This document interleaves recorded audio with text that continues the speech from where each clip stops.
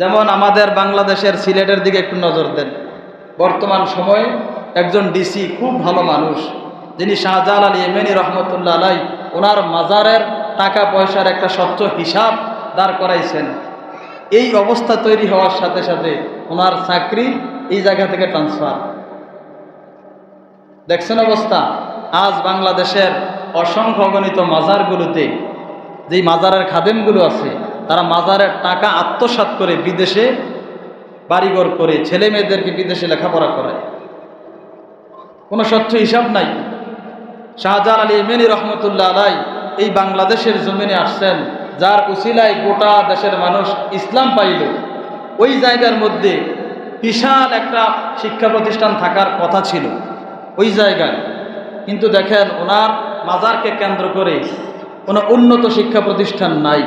কিন্তু এই মাজারের চতুর্পাশে মাদকাসক্ত অনেক মানুষ আছে।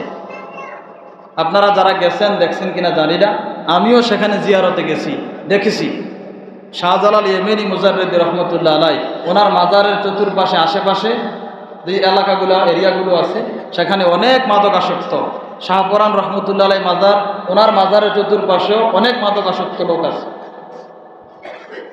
এরা মারে ভেতর ভাগলা কইয়া থাকে, কিন্তু দেখবেন তাদের কাছে গাঞ্জার হোটলা আছে, বাবার হোটলা আছে, দেখেন নাই?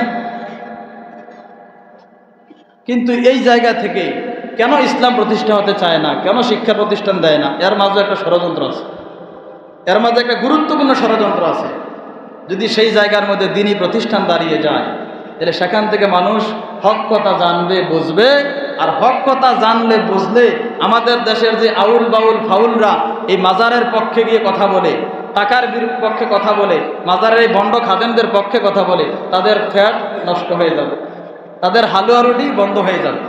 এই জন্য তারা উদ্দেশ্য প্রণোদিতভাবে আহলে হক আলেমদের বিরোধিতা করে, আহলে সুন্নাত ওয়াল জামাতের নাম বেছে আর সম্পূর্ণ সুন্নাহ বিরোধী কাজের সাথে লিপ্ত থাকে। এই ষড়যন্ত্র এখনো চলছে।